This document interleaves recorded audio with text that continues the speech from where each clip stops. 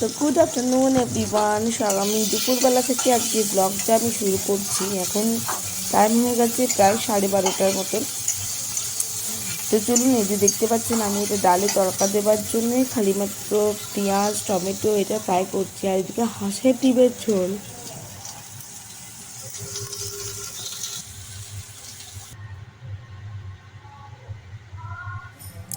তো দেখতে পাচ্ছেন মা গেছিলো বাজার, মটরশুঁটি, এটা হলো বেতুর শাক। আর বেতুর শাকের ঝাল দেওয়ার রেসিপিটা আমি আপনাদের সঙ্গে অবশ্যই শেয়ার করবো। মা করবে বেতুর শাকের ঝাল দেওয়াটা।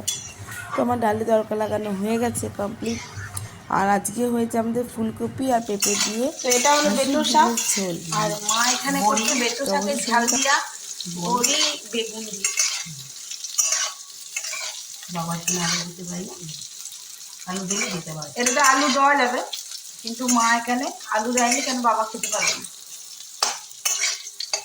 আর সরষেতে কি কি বেটেছো মা? লঙ্কা আর সর্ষে। আচ্ছা, আপনারা লঙ্কা সরষে দিয়ে এটা করবেন। মা বেগুনটা ভেজে নিল, এখন দিয়ে দিয়েছে বেতুর শাক। পেঁয়াজ কত জানা দিব। মা এখন নাড়াচাড়া করতে শুরু করেছে, এতে জল পড়বে না, তাই না মা? না, জল দেবো। তো চলুন দেখায় আজকে দুপুরে লাঞ্চ আমাদের কি কি হলো এক ঝলক। প্রথমে দেখায় ভাজাভুজিতে করলা ভাজা আর বেগুন ভাজা হয়েছে। তো বেগুন বাবাকে রুটি দিয়ে দিয়েছিলাম, আর একটাই রয়েছে এখন। আর এখানে হয়েছে মুসুরি ডাল পেঁয়াজ আর টমেটো দিয়ে। আর এটা হচ্ছে ফুলকপি আর পেঁপে দিয়ে হাঁসের ডিমের ঝোল।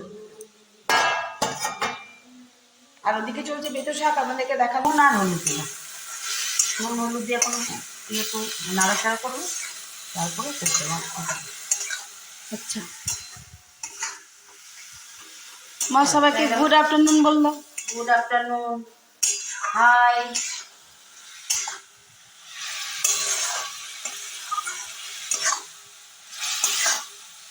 হয়েছে? হ্যাঁ, শাকটা অনেকক্ষণই ধুয়ে জল ঝরতে দেওয়া হয়েছিল, তাও শাক থেকে এতখানি জল বেরিয়ে এসছে।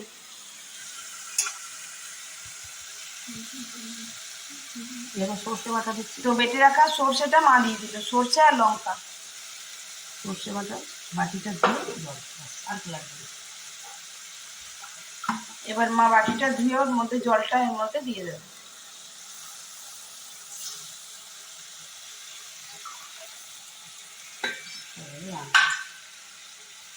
হয়ে গেল বেতো শাকের ঝাল দিয়া রেডি।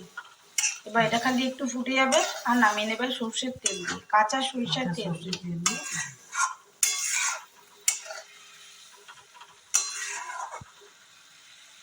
করতে পারো, অনেকে কুকারেও টিফিন বাটি করে ঘুরে করতে পারে, ভালো লাগে। সুস্বাদু টিফিন কোটোর মধ্যে জল দিয়ে সিটি মারতে। আর ভাতের ভিতরে বললে? আর ভাতের মধ্যে হয়, ভাতের মধ্যে দিয়ে টিফিন কোটো করে মুখটাকে চিপে বন্ধ করে ভাতের মধ্যে দিলে ডগাগুলো সর্ষে বাটা দিয়ে জল দিয়ে খেতে ভালো লাগে। তো দেখতে পেলেন মা আপনাদেরকে রেসিপিটা আপনাদের সঙ্গে শেয়ার করলো বেতো শাকের ঝাল দিয়া তিন রকম ভাবে, যেটা আপনারা ভাতের ভিতরেও করতে পারেন, আবার কুকার প্রেসার কুকারের ভিতরে টিফিন বক্স ভরে করতে পারেন। তো অবশ্যই বাড়িতে এই রেসিপিটা ট্রাই করবেন।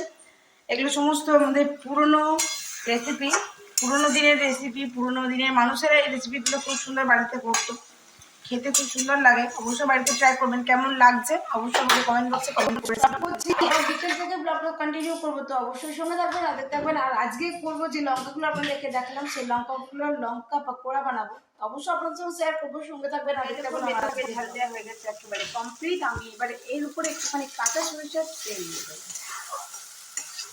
আপনারা বাড়িতে অবশ্যই এই রেসিপিটা একবার ট্রাই করে দেখবেন।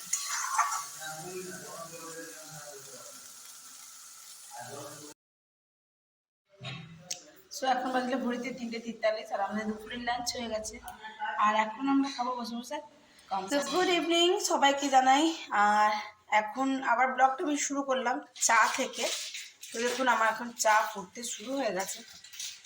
মিঠি দিকে তৈরি করছি ইপি, এটা ম্যাগি নয়, ইপি বানাচ্ছি মিঠির জন্য। আর এই হলো মিঠির প্রিপারেশন, নুন হলুদ আর এই ইপি মশলা দিয়ে দিয়েছে, ব্যাস এবার। তো জেলে ফেলেছি মিঠি নিজের জন্য, গ্যাস সিমে কর। এই আর এখানে চাটা একটু তুলে গেল, আর ওদিকে হচ্ছে মিঠির ম্যাগি। তো চলুন ওটা হোক। সেদ্ধ করে রাখা আলুটা আমি এখানে দিয়ে দিয়েছি, আর আঁচটা বাড়িয়ে খুব ভালো করে আমি আলুটা খড়িয়ে খড়িয়ে একটু ভেজে নেবো। মশলাটার সময় যেহেতু দেওয়া আছে, এটাতে আমি বাদামও দেবো। এখন দিয়েছি একটুখানি মটরশুঁটি, দেখতেই পাচ্ছেন আপনারাও। এই জন্য আসলে আমার ক্যামেরার আগে করার কেউ নেই, আর আমি তো এখানে ট্রাই করার নিয়ে আসিনি। আপনারা আশা করি দেখে বুঝতে পারছেন আমার কিচেনটা চেঞ্জ হয়ে গেছে, আমি অন্ডালে এসেছি। তো এই আর কি, আমি বানাচ্ছি এক হাতে করে ক্যামেরা করছি, তার জন্য একটু অসুবিধা হচ্ছে। প্লিজ আপনারা একটু অ্যাডজাস্ট করে নেবেন। তো এই ঠান্ডায় ঠান্ডায় এরকম গরম গরম ঝাল পকোড়া খেতে দেখবেন কেমন লাগে। আপনারা বানিয়ে বাড়ির মানুষগুলোকে খাওয়াবেন, নিজেও খাবেন, এনজয় করবেন, ভালো লাগবে। তো এইভাবে এটা খুব ভালো করে ভাজা ভাজা হবে। আমি আলুটা আর নুন দিয়ে মেখে নিয়েছি, তারপর এখানে দিয়ে দিয়েছি মিক্সার হতে। তো চলুন এবার আমি মশলাটা আরো একটু কষা কষা করে তখন নামিয়ে দেবো। যদি মিথ্যে আমার পকোড়াটা কেমন লাগছে সেটা অবশ্যই জানাবেন, কিন্তু শুধু ভিডিওটা দেখে চলে গেলে হবে না। লাল লাল পাকা লঙ্কা একদম এই ঠান্ডায় দারুণ লাগবে। সন্ধ্যের মুড়ি একবারে জমে যাবে। এই হচ্ছে রাতের রুটি। আর বাবাকে যেহেতু অনেকখানি আলু খাইয়েছি, মানে ওই যেহেতু লঙ্কা পকোড়া তাতে আলু ছিল, তো ওই জন্য বাবার জন্য এক বাটি ফুলকপি ভাজা আর খেজুরের গুড় এই দিয়ে খায় বাবা রাতের রুটি। মিঠি খাবে দুধ আলু ভাতে ভাত, আর মায়ের ওবেলাকার ডিমের ঝোল আছে আর ফুলকপি পেঁপে দিয়ে, সেটা মা খাবে ভাত। আর আমি খাবো আজকে গুড় দিয়ে রুটি, বুঝলেন। তো আজকের ব্লগটা এখানে এন্ড করলাম। ভালো লাগলে অবশ্যই লাইক কমেন্ট শেয়ার করবেন। নতুন বন্ধু হয়ে থাকেন সব প্লিজ আমার চ্যানেলটি সাবস্ক্রাইব করার বিশেষভাবে অনুরোধ রইল। সকলেই খুব ভালো থাকবেন, সুস্থ থাকবেন। আবার নতুন নতুন রেসিপি নিয়ে আমি আসবো। অবশ্যই মায়ের কাছে আছি, মা নিত্য নতুন অনেক রকম রান্না করবে, সেগুলো আমি বছর শেষের বেলা বুঝতেই পারছেন আমাদেরও মা বাবার সঙ্গে আমি করবো এখানে পিকনিক। অবশ্যই সবটুকু আপনাদের সঙ্গে শেয়ার করবোই আমি।